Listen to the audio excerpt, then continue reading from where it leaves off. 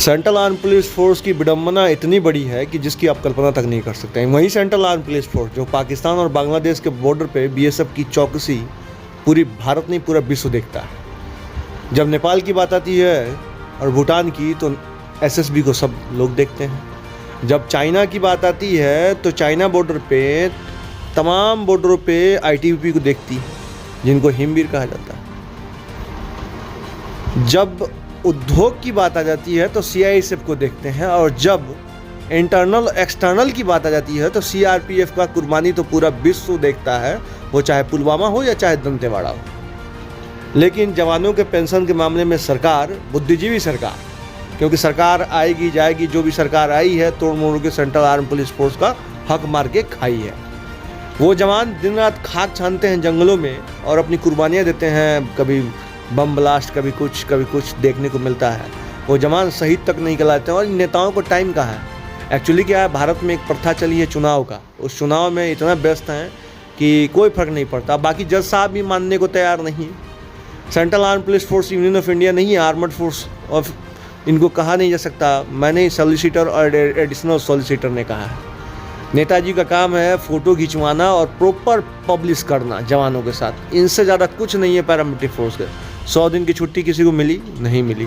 हवाई खूब पेपरबाजी हुआ जब 2019 का चुनाव था कि जवान खूब सहयोग देंगे और वोट हम करा लेंगे। फिर ऐसे ही जुमलेबाज ये नेता, आलू डालेंगे तो सोना उगलेगा जैसे कहानी नहीं है, वैसे ही ये जुमलेबाज नेता फिर जवानों का इस्तेमाल करने की कोशिश करो। किए हैं इन्होंने। 2011 में एएसआई पद ला दिया और जो पहले हौलदार से डायरेक्ट सब इंस्पेक्टर बनते थे उनका पद खा गए, उनका ग्रेड पे तक मार दिया। 11 में पद लाया, लेकिन 11 से पहले जो लोग प्रमोट हो रहे थे, 11 से पहले जिनको उनकी सेवा काल पूर्ण हो रही थी, उनको देना था, उनको नहीं दिया। उनका हक मार लिया। यहाँ तक कि ये सुप्रीम कोर्ट में जो केस जीते थे उस केस के आधार पर और केस जो लोग लगाए थे उनको हरवा दिया। और यही खन्ना साहब जज थे और कोई नहीं। ये खन्ना साहब की बेंच में कभी पैरामिलिट्री फोर्स का हल नहीं हुआ। इनके पिताजी भी जज थे लेकिन चीफ जस्टिस नहीं बने, और मैं जानता हूँ कि ये भी चीफ जस्टिस नहीं बनेंगे ज़िंदगी भर। ये चाहे कितना भी अपना जो है जवानों के साथ ये भेदभाव कर लें। दंतेवाड़ा, सुकमा और पुलवामा में जो शहीद हुए हैं, क्या उनको भूल गए हम लोग? हाँ, 2004 के पहले के लोग हैं, वो कह रहे हैं हमें पेंशन है, हमें क्या मतलब है? तो आप armed force union of India नहीं है तो काहे मेहनत करते हैं? और आप यहाँ आन मान शान की लड़ाई है, सबका सहयोग करना चाहिए।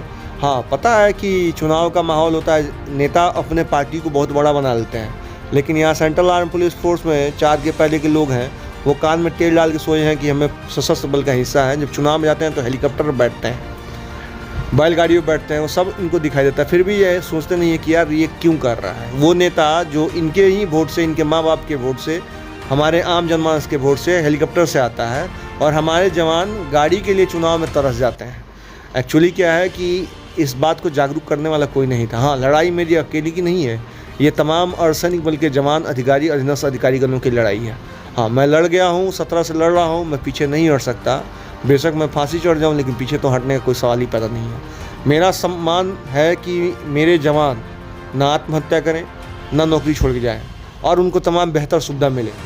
अब सुविधा देने के नाम पे चुनाव आयोग के सामने आँख में दिखाई देता है कि ये नेता जो है, राज्य सरकार कैसे बैलगाड़ी पे एसएसबी की ड्यूटी कराती है, और कैसे आईटीबीपी को जो है ठेले पर बैठा के भेजती है चुनाव में। ये जवान दिन रात बॉर्डर पे खाक छानते हैं, जंगलों में खाक छानते हैं, आतंकवादी से लुआ लेते हैं, माओवादी से लुआ लेते हैं, लेकिन इनका स्वाभिमान ये है कि ये armed force union of India नहीं रह गए, जिनका उत्थान संविधान के पहले हुआ। 1949 में सीआरपीएफ एक्ट लिखा गया है, 1950 में जो है संविधान लिखा गया है, और ये देश में संविधान से बेहतर जो एक्ट थे उसको जीरो कर दिया गया। हाँ, चलिए भाई, सीआरपीएफ का मामला है, पूरे पैरामिलिट्री फोर्स का मामला है, कोई पूछने वाला नहीं है। लेकिन इनको पता नहीं था कि कोई ऐसा व्यक्ति आएगा जो खड़ा होगा और वो चुप नहीं रहेगा, पूरे दिन तक आवाज़ उठाएगा। पूरे एक सेंट्रल आर्म पुलिस फोर्स के अधिकारी, जवान, अधीनस्थ अधिकारी जो हनुमान जी की तरह हैं, जो वो इष्ट देव की तरह हैं, जो हरदम रक्षक बनते हैं जनता को, उनको जगाएगा। जब गृह मंत्रालय ने डीजी सीआरपीएफ के महेश्वरी साहब का जवाब दिया, नहीं आप सिविलियन फोर्स हैं, और उन्होंने 15 दिन सीएल की बात कही थी, तो मुझे धक्का लगा जब उन्होंने कहा कि नहीं ये सिविलियन फोर्स है, 7 पे के पैरा संख्या 726 में। उसको लेके उसी समय मैंने आरटीआई डाली।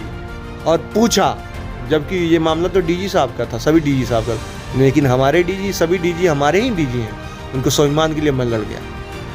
बेशक उसका प्रत्युत्तर जो भी रहा, आज वो लड़ाई माननीय न्यायालय में, आज वहीं सुप्रीम कोर्ट कह रहा है, और इसके पहले भी गृह सचिव साहब के पास जाके पूछा गया था। ऐसा नहीं है कि ये लड़ाई आज से लड़ी जा रही है, लड़ाई 17 से लड़ी जा रही है और दमखम के साथ लड़ी जाएगी। जब तक जवानों को अधिकार नहीं मिलेगा तब तक ये लड़ाई जारी रहेगी। बाकी सभी जवानों से कहूँगा, संगठित होइए, ग्रुप बनाइए, ऐड कीजिए और इस ऑडियो को चारों तरफ भेजने का काम करिए। धन्यवाद।